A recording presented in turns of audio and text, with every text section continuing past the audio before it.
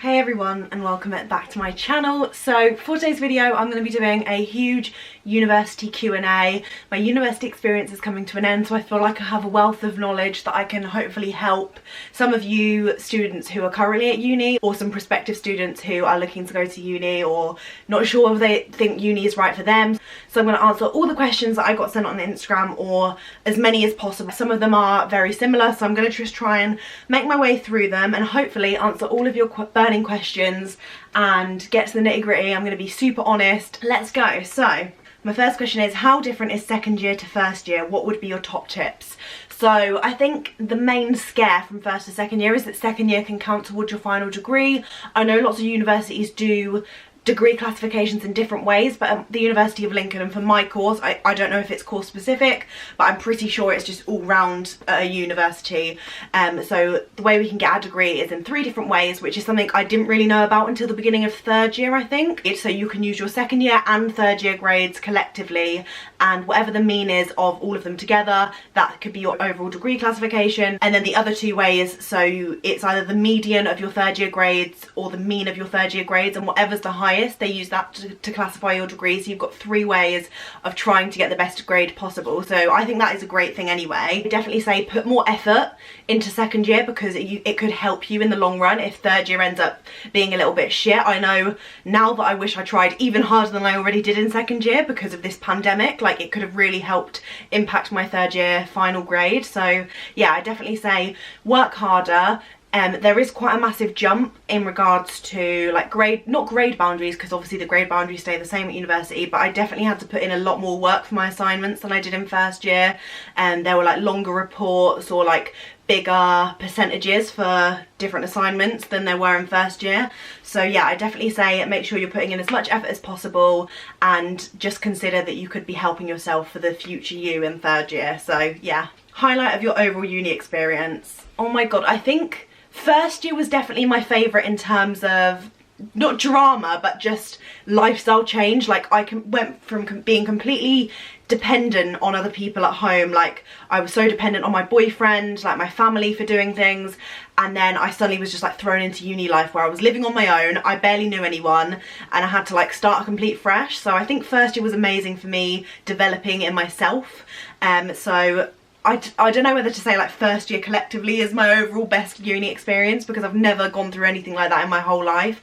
I highly recommend, if you're considering whether to move into uni or stay at home, move to uni. I know obviously it is racking up a little bit more money in terms of maintenance, but it's 100% the best experience ever, like moving into a student accommodation and getting to grips with everyone, and like the lifestyle is so jokes. Like, I found it really funny. Obviously it's not for everyone. Oh, I don't know what my overall...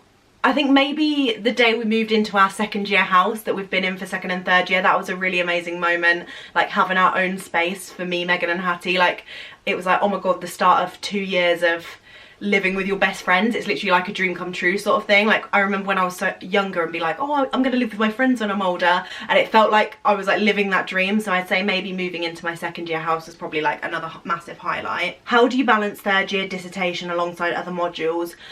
Well, I don't think it's actually as hard as everyone makes it out to be, which could be controversial, but I think I cope well with a lot of assignments going on at the same time. Like, don't get me wrong, I am so stressed. I've been so stressed constantly. I'm still very stressed because I'm still in the middle of assignments and revising for my exams. But I definitely say that you can balance it. Like, everyone is so capable of balancing it. They do put a lot of pressure on you. They do give you so much work that is not normal, but you can do it. Like, if you balance your time well, prioritize your time, just try and focus on your degree, because that's what you're paying for at the end of the day. Obviously it doesn't come above like your health and well-being, but it should come up quite high in your priority list, because you're literally going to be in so many thousands of pounds of debt. So, yeah, whenever I plan my weeks, I always put my uni work before anything socially. Obviously I make sure there is time for social things and downtime for myself, but I think prioritise your uni stuff, set yourself small little targets every day, and you'll be ticking off everything in no time. And also, if your dissertation module, like mine, is going to be a bigger percentage of your overall grade, then definitely put more time and work into the dissertation than your other modules. Not saying to not put effort into your other modules, but definitely put more effort into your dis if it's going to constitutes a bigger percentage of your grade or credit. Top tips and things to do in the months leading up to first year, the preparation stages. So I definitely say to start buying things like necessities before you go to uni, just so that you've got some supplies and you don't have to spend hundreds of pounds all in one go. So get some like little bits and pieces, whether that's stuff for the kitchen, like some crockery, like plates, cutlery, a wok, colander, like saucepans, frying pans, things like that. That's always a good thing to get before you go, because you know you're going to need them no matter what, because you're gonna have to eat to survive. And the same with stuff for your room, like duvet sets, mattress protectors, things like that, maybe a lamp, any books that you might need for uni. If you buy stuff over a long period of time leading up to uni, then it won't seem like a massive dig in your bang when you get to uni. So I definitely say that. I'd also say, if you can, do a little bit of reading. Although it's not essential, it will get you in a better place, like in a better mindset for when you start uni. Get all your stationery supplies. See if there's any way you can find out your flatmates before you go to uni, because I definitely think that eased my nerves a lot.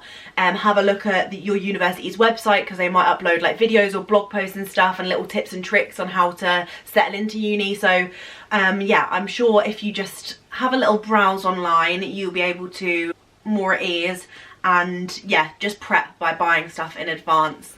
What has been your favourite year at uni? Oh my god, this is so difficult. They're all my favourite for so many different reasons. I think mainly third year was my favourite because I enjoyed my course a lot more, because I was doing more specific things. I was able to work on my dissertation, which has been my favourite piece of work yet, because I got to like focus on a topic that I loved and I'm so passionate about. Second year was my favourite because I got to do lots of fun practicals, and I went to Guatemala, which was incredible at the end, but then I guess that counts towards third year. So I got to do my overseas field project. And then in second year is also when we moved into the house for the first time. Second year doesn't officially count, so we spent a lot of time exploring and doing fun things together in the house. And then first year is just iconic because it was just like finding ourselves and exploring Lincoln for the first time, and like not knowing what any of our favourite places were gonna be, and going for lots of walks to the cathedral and stuff. Like, all of them were so good, so I definitely wouldn't pinpoint one year as being my favourite. I don't think I can. What skills do you feel like you've learnt that you'll take to your future career? Communication, confidence, independence, teamwork, working with people you don't like, presentation skills for sure. Like, I feel like I'd be quite confident to do a presentation in front of a group of people. Then more specific skills, like obviously I've got all of my forensic techniques, so stuff in the labs with like chemistry things, like titrations, pipetting and all that sort of stuff, serial dilutions, and then I've got all the biology side of things. So there is a lot of skills that I've learnt at university, and I wouldn't have got all them skills at all if I didn't go to uni, so I'm really grateful for that. Did you ever consider an alternative route to uni? No, I've always been quite academic and knew that I wanted to uni at some point, so yeah, I always knew that. I always knew I was going to come to uni, and even if I didn't get in the first year, I knew I would have just deferred and tried to get in the next year. Do you feel like 3 years was a long time ago? How has the time been? Oh, so if you're talking about first year, like, it's so weird. Like a bit of both, like, it literally feels like years ago I was in first year, like it's crazy, but then I also feel like it was the other day, especially when I watch my vlogs. I'm like, oh my god, I literally remember how I felt the day moving in, and like my time in first year was so exciting, but I think I've changed into such a different person. That's why it feels like the time's gone so slow as well. Like I feel like I've developed so much as an individual, like and it's benefited me personally, so I feel like first year was ages ago in that sense. Like I feel like I've grown really quickly as a person. Maybe it's just come with age, or I don't know, like responsibility, growing up and having my own house essentially, becoming more confident to do more adult things. Really would love another year at uni basically. I think it has gone quick in the sense that I can't believe 3 years of my degree is almost over. Like I can't believe it, and it's cut even shorter obviously because of the pandemic. Did you ever do any internships or work experience whilst at university? No, I haven't done any. To be fair, I've just been so busy with life that I didn't even get the opportunity to do that. I probably should have, but you can still go into grad schemes, do jobs in the future, do internships after uni and placements. It doesn't all have to be rushed, but maybe if I had extra time in summer I would have, but I like prioritise travelling and seeing my friends and family rather than doing it in an internship. But I think either way is beneficial. It just depends what you want to do and if you want to go straight into your career after uni. I obviously did my overseas field experience though, which was part of my course, but it sort of was a bit of work experience in the sense that I went into a forensic lab and we watched some of the lab technicians identify some of the bodies from the mass graves in Guatemala from the Guatemalan Civil War, which was super interesting, and like having a first-hand look at how identifying victims from such a tragic time looked like in the flesh. Like I actually can't believe that happened, and those 2 weeks in Guatemala went so quickly, like I can't even believe it. But that was essentially work experience, even though it was part of my course, which was amazing. So I'm really glad that I applied to do that, and I actually got the place and the like opportunity to go to a really incredible place for forensics and see everything firsthand. I can never see myself going to uni because I'm so shy and just anxious about a lot of things. Help. One of my friends, I'm sure she won't mind me saying this, is such an anxious person. She wanted to go to university, and she was considering going to the one literally around the corner from her home. She's super anxious, but going to uni has helped her overcome a lot of her anxiety. I'm not saying it's completely cured it, but because of the student wellbeing facilities, becoming a lot more independent in herself and like going to student wellbeing and looking after her own mental state, it has helped her like develop a good relationship with anxiety, or a better relationship than she did before she came to uni. So I definitely say that it will bring you out, although you'll be out of your comfort zone for maybe the first few weeks, couple of months, if you stick it out and push yourself to go to uni, if that's what you want to do, then I'd say go, because it can really help your anxiety if you push through it and try and go. Because I was so unconfident when I went to uni. I was in like a really negative headspace. I had really severe depression before I went to university from sixth form, and I have like blossomed since. Well, if I do say so myself. So I definitely say go. If you do want to go to uni, go, and don't let your anxiety stop you. How easy is it to fit into uni and find a good group of friends?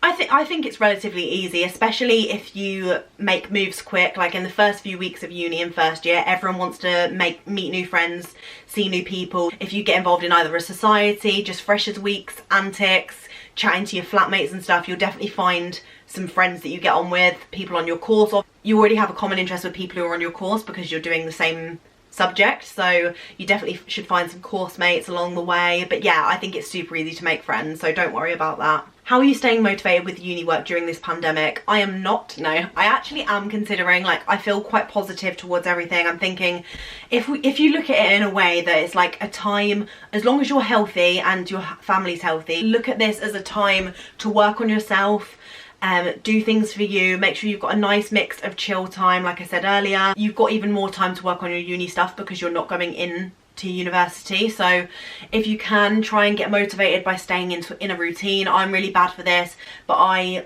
am more motivated in the evening. Like, I mean, it's what, like 9 o'clock now, and I'm sat here filming videos because I feel more motivated to do stuff in the evening. Yeah, I definitely recommend just find your perfect routine and then stick to it, and then have the weekends off or a certain hour in the day off. Make sure you're doing a little bit of exercise, whether that's going out for a walk or a run, or doing a little bit of yoga, aerobics, Pilates, just something a little bit active. That should help you with staying motivated. I feel like that always gets me in like a good state of mind for the day. How should I prep myself for second year of uni? Know that you're going to have to work harder than first year because this counts, or could count. How did you budget your money in second year? I feel like I was poor all of first year. I'd say if you can, when you get your student loan through, in third year, student loan fucked me over. Like, they don't give you as much money anyway because you're in third year, and they don't like cover the cost of your like summer until you come back to uni.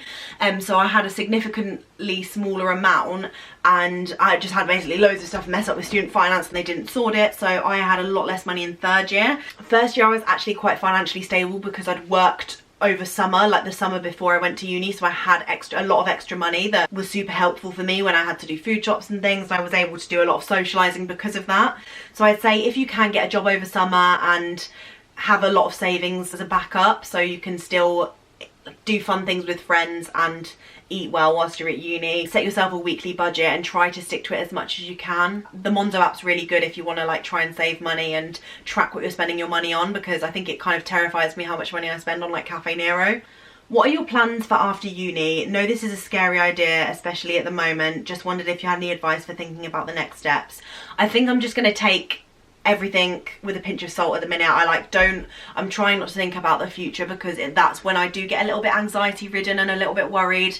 And I picked out all my eyelashes, which is why I've had to stick these really dramatic ones on for now. So I definitely say take everything in your stride, like just work on yourself and have some ideas of what you want to do, obviously, like, because that might keep you motivated and might keep your spirits up. I wouldn't say you need to know exactly what you want to do when this pandemic's over. Just have like a rough idea, and then we've got to hope for the best, because I am 110% sure there's going to be the biggest recession ever. Motivation to study a module you're not interested in. Analytical chemistry, lol. That is a mood. So I did a lot of analytical chemistry modules all throughout my degree, because chemistry is essential for forensic science, and I am not a massive fan of chemistry. I think it might be because I didn't have a good knowledge before I went into uni, so I had to sort of learn not basic chemistry, because I did it at GCSE and we did learn quite a bit at GCSE at triple science, but I think because I didn't do it in A-levels I was a bit rusty and like having to learn all the basics again, and chemistry is a really difficult subject, so I didn't really enjoy it and it was just quite tedious. So I'd say, although it's super annoying and you're going to have to put more effort into the ones that you don't enjoy because they're less likely to stick in your head, just think it's only one tiny little module. Try and crack on with it, and the faster you crack on with it, the quicker it will be over and the quicker you can move on to modules that you enjoy more. How do you keep both your uni room and at home room organised? I don't. My room's an absolute state, so I can't really give you much advice on that. I just get random spurts of like decluttering or organisation for a tiny section of my room, but that's it. Like the rest of my room is a pigsty. How did you pick your disc question? I need to do a proposal for criminology. So I think I made a plan of just loads of things I was interested in to do with my course. So I went through every single module that I'd done since I started at university. I went through all of my modules online and picked specific little topics that I was interested in or knew that I loved and were passionate about.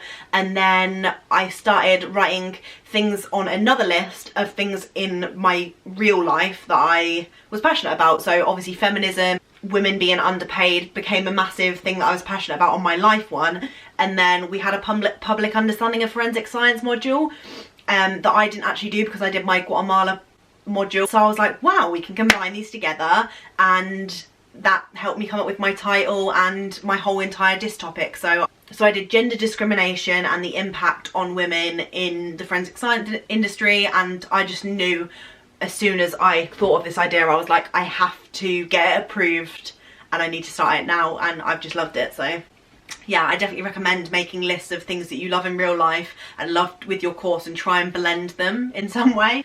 How do I stay motivated?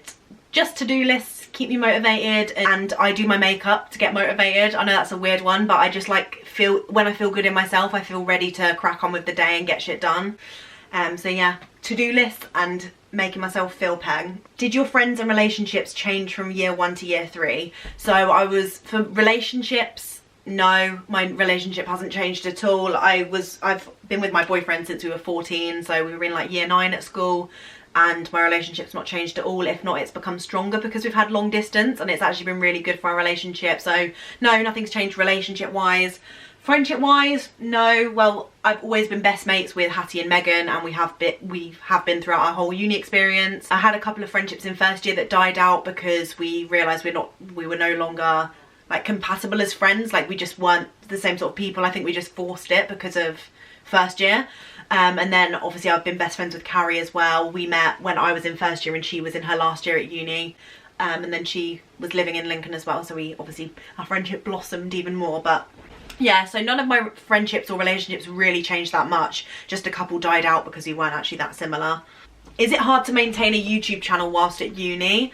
Obviously it's a challenge because they both consume a massive amount of my time, but because I love creating videos so much, I almost prioritise my YouTube over my degree, which is really bad at times.